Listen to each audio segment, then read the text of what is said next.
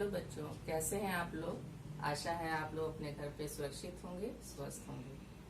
अच्छा बच्चों, ये बताइए कि आप लोग जब बस या ट्रेन से सफर करते हैं तो बस कहीं रुकती है बीच बीच में या नहीं, या डायरेक्ट आपको अपने स्थान पहुंचा देती है। रुकती है ना, जैसे कहीं स्टॉपेज आता है बीच बीच में, जितने भी स्टेशन पड़ते हैं तो ट्रेन और बस रुकती है। तो ठीक उसी तरह जब हम लोग पढ़ते हैं या लिखते हैं या बोलते हैं तो हम थोड़ा थोड़ा उसमें विश्राम लेते हैं, रुकते हैं, तब जाके हमारा वाक्य पूरा होता है। तो वाक्य जब हम बोलते हैं, वाक्य के बीच में जो हम रुकते हैं तो उसके लिए चिन्ह यूज होता है, चिन्ह का प्रयोग होता है। उसको हम बोलते हैं विराम चिन्ह। क्या बोलते हैं?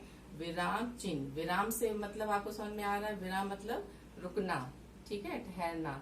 तो हमको कैसे पढ़ना है, जैसे हम कुछ पढ़ते हैं, पाठ पढ़ते हैं या कोई वाक्य पढ़ते हैं, तो हमें कहाँ पे थोड़ा रुकना है, कहाँ पे ज्यादा रुकना है ना। तो ये बताता है, विराम चिन्ह से ये पता चलता है कि हमें कहाँ पे थोड़ा रुकना है या कहाँ पे हमें ज्यादा रुकना है। या फिर हर्ष या खुशी का भी अगर हमें भाव आता है तो उसको भी प्रकट करता है ना। तो चलिए हम देखते हैं कि ये विराम चिन्ह क्या है। ये देखिए विराम चिन्ह। विराम चिन्ह क्या है?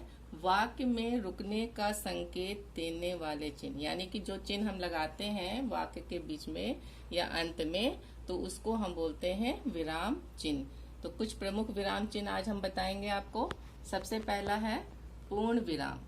पूर्ण विराम का चिन्ह कैसे लगता है? ऐसे देखिए, सीधी लाइन है, ठीक है। जैसे अगर वाक्य समाप्त हो रहा है, जैसे मान लीजिए हमने लिखा कि मैं आज बाजार गई, ठीक है। तो ये वाक्य पूरा हो गया, समाप्त हो गया। इसके आगे हम यहाँ पे पूर्ण विराम लगा देंगे, ठीक। यानी कि वाक्य के अंत में हमें पूर्ण विराम लगाना है।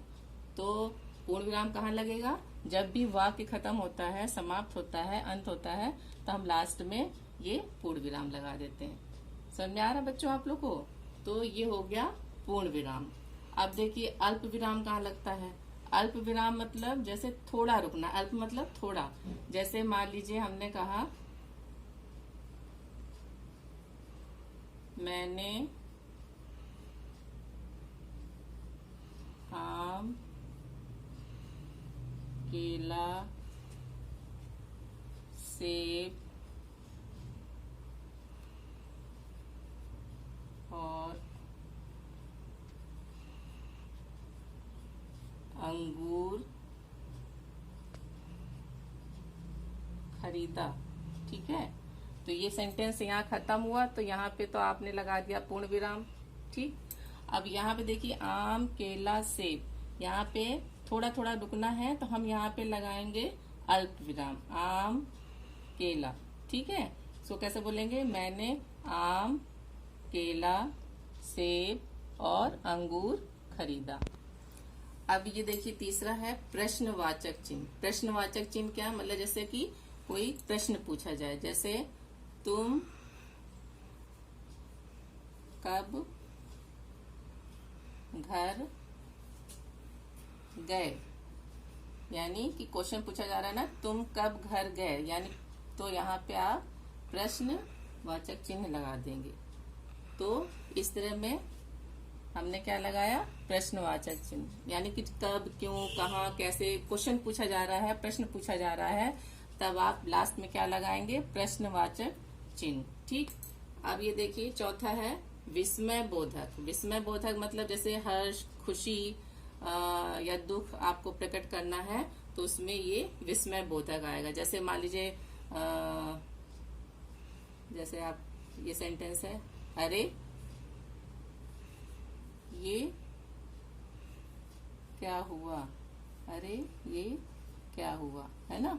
तो यहाँ पे आपने आश्चर्य प्रकट किया, अरे, है ना। या फिर बहुत खुश हैं आप, तो आपने अरे वाह, है ना, कि वाह क्या बात है ना। जैसे आप बहुत खुश हैं तो आपने लिखा वाह क्या बात है, ठीक। तो ये जो है निशान, ये जो चिन्ह है, इसको हम बोलते हैं विस्मय बोधक। यानी इससे आपको हर्ष, खुशी या दुख या जैसे कहेंगे ना, जैसे गंदा है छी, है ना, तो छी बोलते हैं, तो छी, तो इसमें भी आपका आ रहा है, प्रकट हो रहा है, तो छी के आगे आपने लगा दिया विस्मय बोधक, ठीक है ना, छी कितना गंदा है, ठीक। तो इस तरह के जो वाक्य हैं इसमें हमने देखा विस्मय बोधक, और इसमें आपको भाव भी प्रकट करना है और बोलते समय और रुकना भी है, ठीक है। अब उदाहरण के लिए हम आपको और अच्छा से क्लियर कर देते हैं कि ये जो चिन्ह है इसको लगाने से इसका अर्थ कैसे बदल जाता है। देखिए ये सेंटेंस देखिए, रोको मत जाने दो, और यहाँ पे क्या लिखा है, रोको मत जाने दो। यानी कि सब आपका देख रहे हैं, शब्द वही है, लेकिन सिर्फ अल्प विराम लगा देने से ये अर्थ इसका बदल गया। यहाँ पे क्या हो गया, रोको मत मतलब कि उसको मत रोको, जाने दो, ठीक है। और लेकिन यहाँ पे क्या है, यहाँ पे अल्प विराम हमने इसके बाद लगाया है, रोको के बाद लगाया है, तो इसका क्या मतलब हुआ, रोको मत जाने दो, यानी कि रोक लो उसको और जाने मत दो। तो देख रहे हैं आप लोग कि इसका कितना महत्व है सेंटेंस में, वाक्य में, कि अगर आप अल्प विराम सही से नहीं लगाते हैं तो अर्थ का भाव बदल जाता है, ठीक है ना। तो यहाँ पे देखिए सेंटेंस वही है, वाक्य वही है, लेकिन अल्प विराम लगा देने से दोनों सेंटेंस का अर्थ बदल गया। बात समझ में आ रही है आप लोग को, ठीक है। तो हमें ध्यान से इसका प्रयोग करना है। तो देखा बच्चों आपने विराम चिन्ह का प्रयोग हमें कैसे करना है, एक बार हम फिर से आपको दिखा दे रहे हैं। देखिए विराम चिन्ह, मैंने आज 4 प्रकार के विराम चिन्ह बताए हैं आपको। पहला पूर्ण विराम, अल्प विराम, प्रश्नवाचक चिन्ह और विस्मयादि बोधक, ठीक है। तो आप लोग इसको तैयार करिएगा, समझ लीजिएगा घर पे। इसको नहीं समझ में आता है तो हम कल फिर आपको समझा देंगे।